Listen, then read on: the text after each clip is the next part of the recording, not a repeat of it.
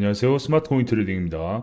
비트코인 대 금, 지금 어떤 것을 선택해야 하는가? 아무래도 인플레이션이 가속도가 붙어가는 이 상황에서 해칭 수단으로 어떤 걸 선택하는 게 좋을지에 대한 글이 되겠죠. 누가 인플레이션 상황에서 흐름을 가져올 것인가? 지금 이게 제일 중요한 이슈라고 본다. 실제로 코인을 하는 우리들에게는 선택을 아직 안 했을 뿐 다양한 선택지가 있다. 부동산, 서학 주식, 동학 주식, 금, 은, 비트, 알트, 달러나 테더. 그러니까 부동산이나 이제 서양 주식, 우리나라 주식이 되겠죠. 그리고 금이나 은, 원자재, 그리고 코인, 그리고 달러입니다.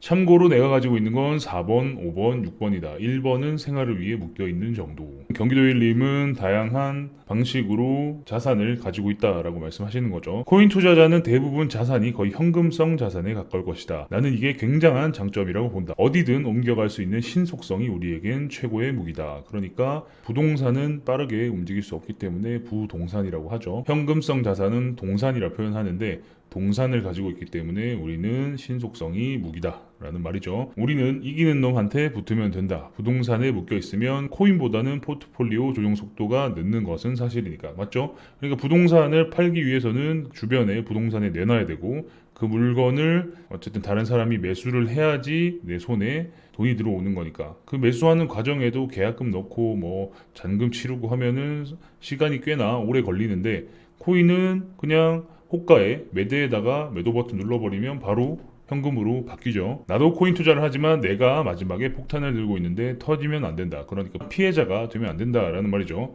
이런 기사들 요즘 많이 본다. 이런 기사 볼 때마다 다시 한번 생각해보자. 정말 금 대신 비트일까? 의구심을 계속 품고 있어야 한다. 최근에 나온 기사들에 보면 펀드 매니저들이 금보다 비트코인을 선호한다라고 이야기들을 계속 하고 있죠. 이건 펀드 매니저의 입에서 들을 게 아니라 가격 그래프에서 역선택을 받는 것으로 증명되는 내용이다. 모건에서 10월 한 달 동안 비트코인이 해칭 수단으로 금에 비해 더 선호되는 것을 확인했다고 했는데 이 자체를 차트에서 봐야 된다라는 거죠. 아래의 녹색 선이 비트코인이고 파란색 선이 금이다. 같은 기간에 금과 비트코인이 어떻게 움직였는지를 비교해보면 된다라는 말이죠. 단기적으로 보면 10월 한 달 동안 확실히 비트의 움직임이 금에 비해서 좋았던 것도 사실이다. 금이 조금씩 오를 때 비트는 좀 시원하게 올랐다라는 거죠. 이게 퍼센테이지로 확인이 가능하죠. 그건 이제 과거의 데이터고 이제부터 어떻게 움직여가는지를 잘 체크해 보면 된다. 지금까지는 이렇게 움직였는데 앞으로 어떻게 움직일지를 잘 체크해야 된다라는 말입니다. 이건 예측의 영역이라기보다는 대응 속도의 영역으로 보는 게 더 맞을 것 같다.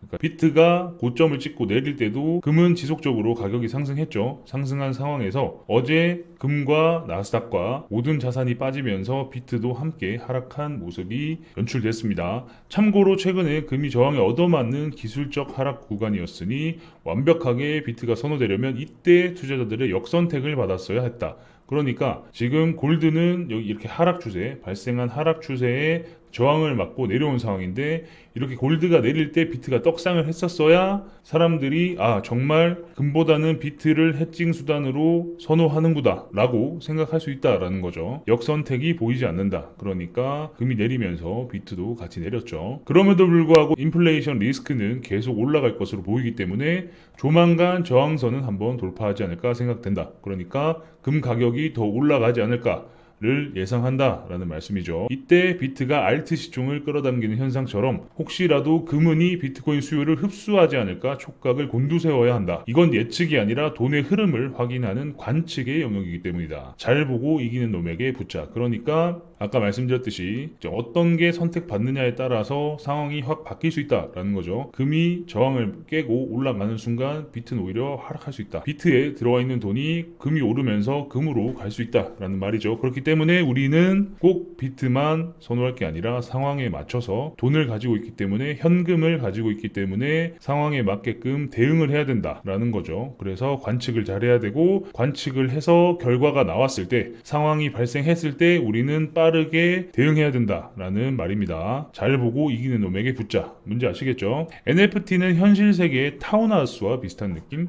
이 말은 하고 가야겠다. 오늘 업비트에서 NFT 오픈했던데 나는 자산군에서 최근 핫한 NFT를 뺀 이유가 있다. 오늘 업비트에서 NFT 거래가 베타 오픈했죠. NFT는 스왑 시스템이랑 거의 유사하다. 수요가 없으면 가격이라는 것을 보장받을 수 없다. 이거는 뭐 모든 자본주의 논리와 같죠. 그러니까 비트도 다른 수요가 있어야 가격이 계속 상승하는 거고, 수요가 없는데 가격이 유지되는 거는 사실 말도 안 되는 부분이기도 하죠. 왜냐면 코인만 해도 그래요. 코인이나 주식도 가격이 올랐다가도 거래량이 줄어들면 가격이 점점 흘러내립니다. 내가 텃밭도 가꾸고 지하실에 드럼도 가져다 두고 밤새 영화를 꽝꽝 틀어대도 아무도 뭐라 할 수 없는 나의 스위트홈 타운하우스. 지을 때는 비싸지만 팔 때 수요가 없으면 전세조차 나가지 않는 타운하우스와 비슷하다. 미안한 이야기지만 꼬북자, 매보자 좋아하지만 국내 전용 NFT 자산류는 굉장히 위험하다. 그러니까 지금은 유행으로 인해서 이런 부분들의 가격이 형성되었지만 나중에 받아줄 사람이 없으면 타운하우스처럼 아예 팔리지도 않는 거예요. 뭔지 아시겠죠? 전세조차 나가지 않는다라는 건 시장에서 외면받는다. 들어오고 싶어 하는 사람이 없다라고 이야기할 수 있는 거죠. 그렇기 때문에 NFT도 마찬가지로 국내 NFT는 특히나 유행이 확 꺾이고 사람들에게서 관심이 멀어지면 얘네들도 굉장히 위험할 수 있다를 이야기하는 겁니다. 살 때는 수요가 폭발해서 경쟁적으로 비싸게 사도, 팔 때는 유행하는 섹터가 변하면 재구매 수요가 없을 리스크도 있기 때문이다. 그래서 투자 자산군에서 NFT는 나는 제외다. 그러니까 옆 동네에서 원숭이를 비싸게 사준다고 해서 원숭이를 갖다 팔면 옆 동네에서 진짜 원숭이를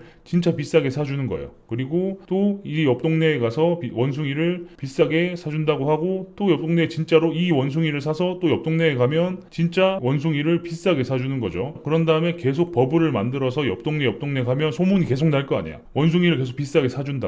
그런데 마지막에 이제 가격이 많이 올라서 마지막 동네에 있는 사람들이 원숭이를 비싸게 샀을 때 그 항상 사주던 그 원숭이 장수가 사라지는 거죠. 그러면 가장 큰 돈은 원숭이를 처음 판 원숭이 판매업자가 되는 거고, 손해는 고스란히 마지막에 비싼 원숭이를 산 동네 사람들의 몫이 되는 약간 그런 거죠. 결국에는 수요가 아예 없다. 그래서 완전히 팔리지 않는 그런 이제 쓰레기가 될 수 있다라는 거죠. 만약 NFT 자산류로 갈 거라면 차라리 전 세계가 경쟁하는 NBA나 축구와 같은 팬층이 두텁고 수요가 보장된 쪽으로 가는 것을 추천한다. 그러니까 NBA 탑샷 발행부터 해서 계속 꾸준히 인기가 있고 세컨드 마켓에서 계속 프리미엄이 붙어서 거래가 되는 NFT들이 있죠. 이제 그런 쪽을 투자해보는 게 낫다라는 말입니다. NFT는 웬만하면 시스템에 투자하고 최소한 국내 컨텐츠에는 투자하지 않았으면 한다. 물론 NFT나 메타버스 쪽은 일과 사람과 돈이 몰리니까 이게 쉽게 가라앉지는 않을 것이다. 그쪽은 돈의 흐름이 다르니까. 그러니까 이게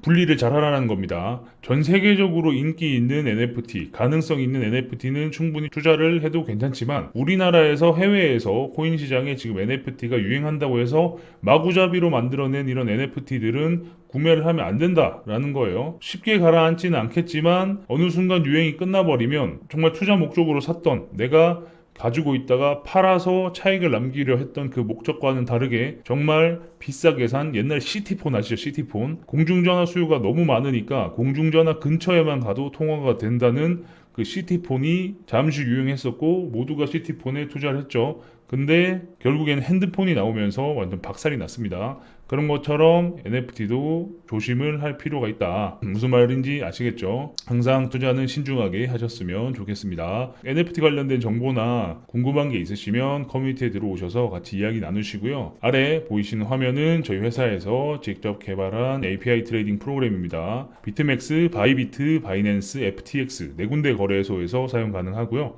자동호가, 스프레드, 스캘핑, 키보드 단축키 등등의 기능들이 있으니까 한번 제가 잠시 보여드리도록 하겠습니다. 주문이 체결되었습니다. 매도 주문 입력 주문이 체결되었습니다. 스프레드 주문 완료. 스프레드 주문 주문이 체결되었습니다. 주문 취소. 주문이 체결되었습니다.